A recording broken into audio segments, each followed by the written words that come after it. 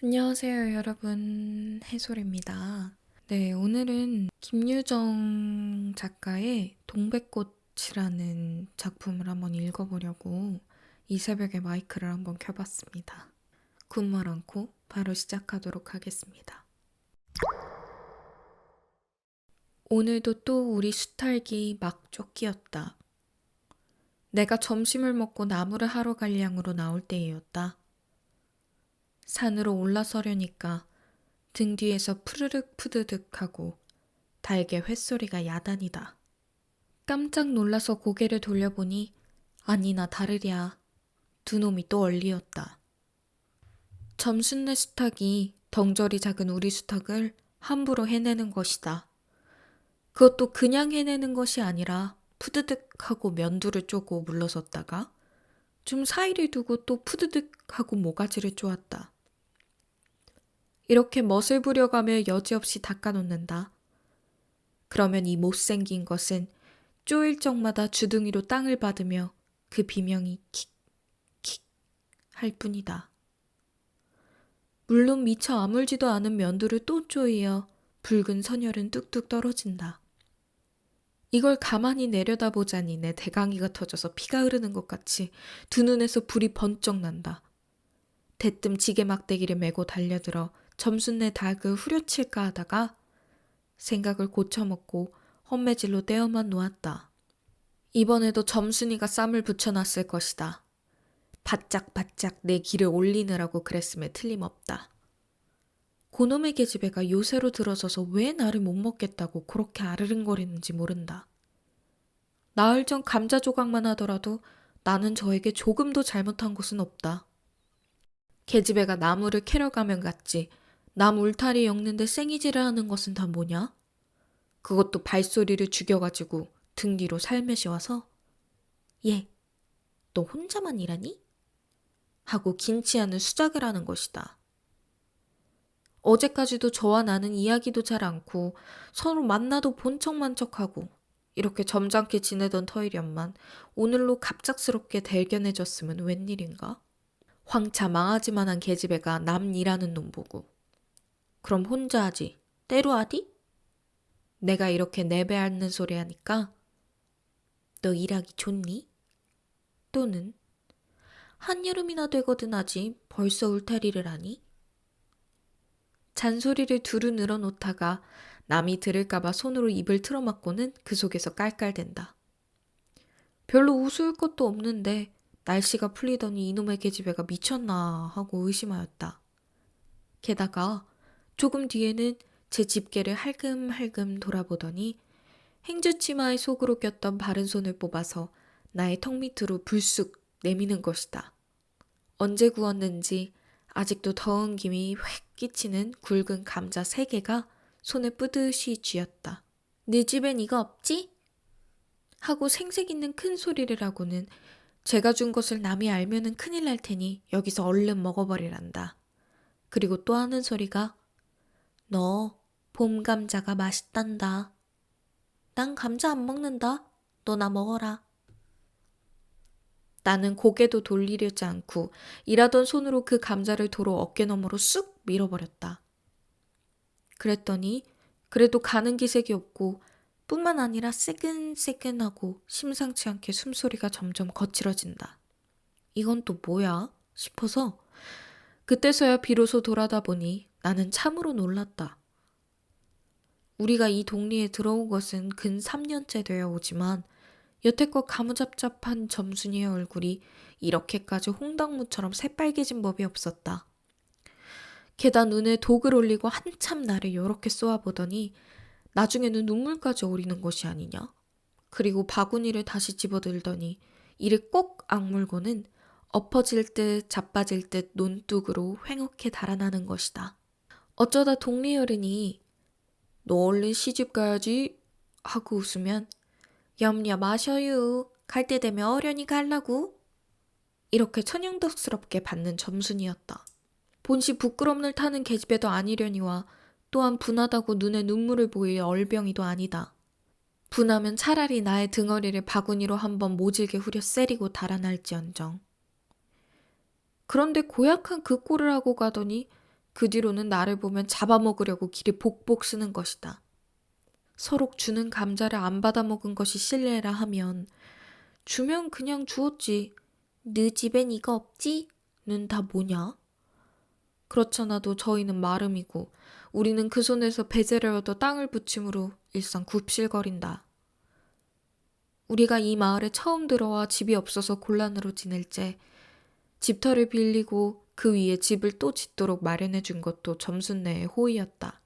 그리고 우리 어머니 아버지도 농사 때 양식이 달리면 점순네한테 가서 부지런히 구워다 먹으면서 인품 그런 집은 다시 없으리라고 침이 마르도록 칭찬하곤 하는 것이다.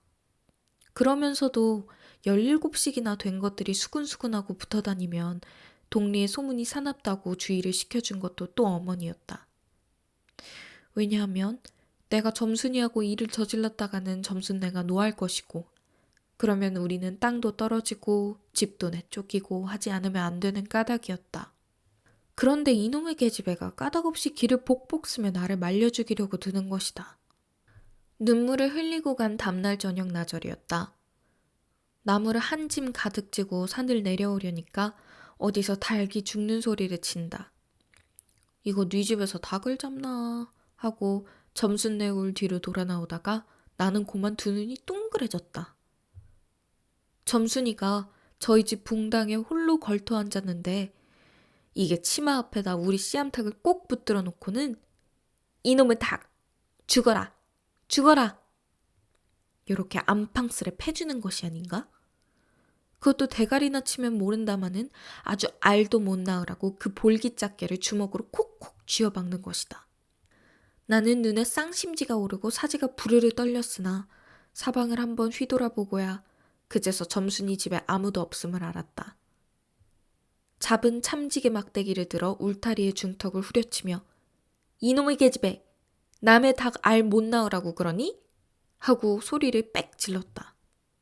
그러나 점순이는 조금도 놀라는 기색이 없고 그대로 의젓이 앉아서 제 닭 가지고 하듯이 또 죽어라 죽어라 하고 패는 것이다.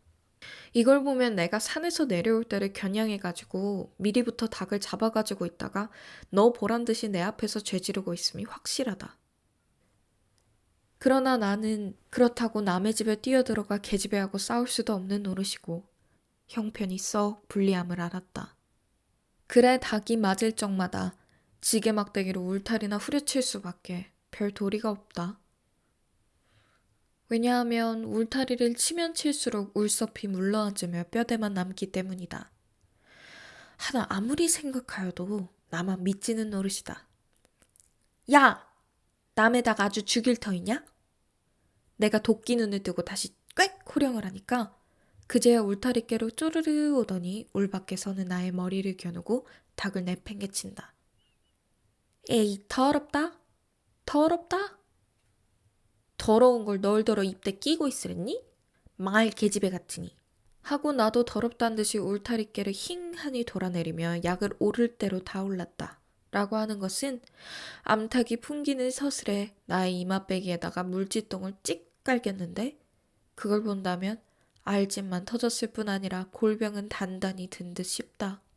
그리고 나의 등 뒤를 향하여 나에게만 들릴 듯 말 듯한 음성으로 이 바보 녀석아. 얘, 너 베넷병신이지? 그만도 좋으련만. 얘, 너 네 아버지가 고자라지? 뭐? 울 아버지가 그래 고자야? 한량으로 열번거지가 나서 고개를 획 돌려 바라봤더니 그때까지 울타리 위로 나와 있어야 할 점순이의 대가리가 어디 갔는지 보이지를 않는다. 그러다 돌아서서 오자면 아까 한 욕을 울 밖으로 또 퍼붓는 것이다. 욕을 이토록 먹어가면서도 대거리 한마디 못하는 걸 생각하니 돌부리에 채어 발톱 밑이 터지는 것도 모를 만치 분하고 급기야는 두 눈에 눈물까지 불끈 내솟는다. 그러나 점순이의 치매는 이것뿐이 아니다. 사람들이 없으면 틈틈이 제 집 수탉을 몰고 와서 우리 수탉과 쌈을 붙여놓는다. 제 집 수탉은 썩 홍상궂게 생기고 쌈이라며 회를 치는 고로 을을 이길 것을 알기 때문이다. 그래서 툭 하면 우리 수탉이 면두며 눈깔이 피로 흐드르하게 되도록 해놓는다. 어떤 때에는 우리 수탉이 나오지를 않으니까 요놈의 계집애가 모이를 쥐고 와서 꿰어내다가 쌈을 붙인다. 이렇게 되면 나도 다른 배차를 차리지 않을 수 없다.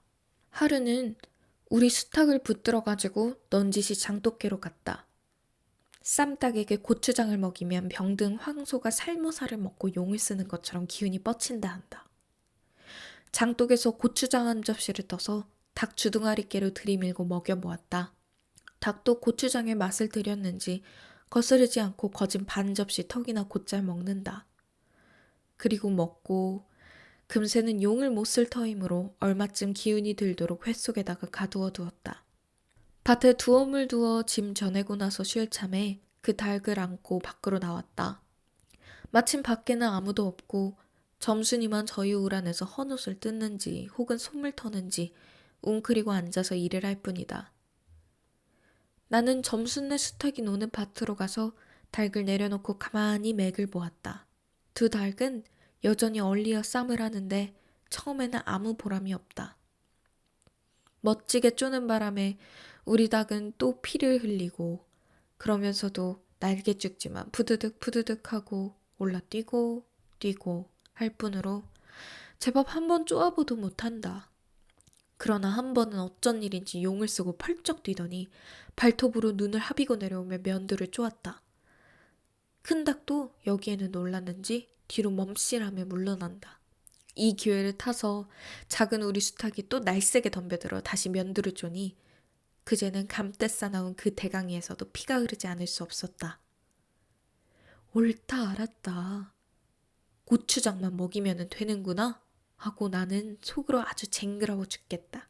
그때에는 뜻밖의 내가 닭쌈을 붙여놓는데 놀라서 울 밖으로 내다보고 섰던 점순이도 입맛이 쓴지 눈살을 찌푸렸다. 나는 두 손으로 볼기짝을 두드리며 연방 잘한다 잘한다 하고 신이 머리끝까지 뻗치었다.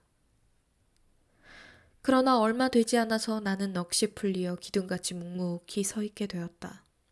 왜냐하면 큰 닭이 한 번 쪼인 안가품으로 호들갑스럽게 연거푸 쪼는 서슬에 우리 수탉은 찔끔 못하고 막 골는다. 이걸 보고서 이번에는 점순이가 깔깔거리고 되도록 이쪽에서 많이 들으라고 웃는 것이다. 나는 보다 못하여 덤벼들어서 우리 수탉을 붙들어가지고 도로 집으로 들어왔다. 고추장을 좀 더 먹였더라면 좋았을걸. 너무 급하게 쌈을 붙인 것이 퍽 후회가 난다. 장독깨로 돌아와서 다시 턱 밑에 고추장을 들이댔다. 흥분으로 말미암아 그런지 당최 먹지를 않는다. 나는 할 일 없이 닭을 반드시 누이고 그 입에다가 권련 물부리를 물리었다. 그리고 고추장물을 타서 그 구멍으로 조금씩 들이부었다.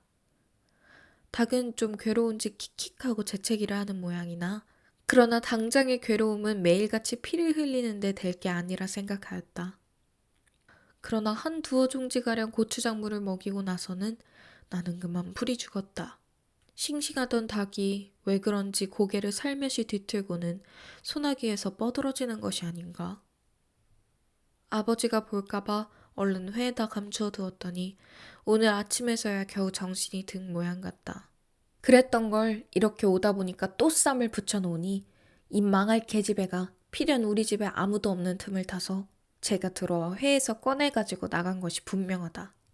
나는 다시 닭을 잡아다 가두고 염려는 스러우나 그렇다고 산으로 나무를 하러 가지 않을 수도 없는 형편이었다. 소나무 삭정이를 따며 가만 생각해보니 암만 해도 그것에 목쟁이를 돌려놓고 싶다. 이번에 내려가면 망할 것 등줄기를 한번 되게 후려치겠다 하고 싱둥벙둥 나무를 지고는 불이 나게 내려왔다. 거지반 집에 다 내려와서 나는 호드기 소리를 듣고 발이 딱 멈추었다. 산기슭에 널려있는 굵은 바윗돌 틈에 노란 동백꽃이 소보록하니 깔리었다. 그 틈에 끼어 앉아서 점순이가 청승맞게 시리 호드기를 불고 있는 것이다. 그보다도 더 놀란 것은 그 앞에서 또 푸드득 푸드득 하고 들리는 닭의 횟소리다. 필연코 이것이 나의 약을 올리느라고 또 닭을 집어내다가 내가 내려올 길목에다 쌈을 시켜놓고는 저는 그 앞에서 천연스레 호드기를 불고 있음에 틀림없으리라. 나는 약이 오를 대로 다 올라서 두 눈에서 불과 함께 눈물이 퍽 쏟아졌다. 나무지게도 벗어놓을 새 없이 그대로 내동댕이 치고는 지게 막대기를 뻗치고 허둥지둥 달려들었다.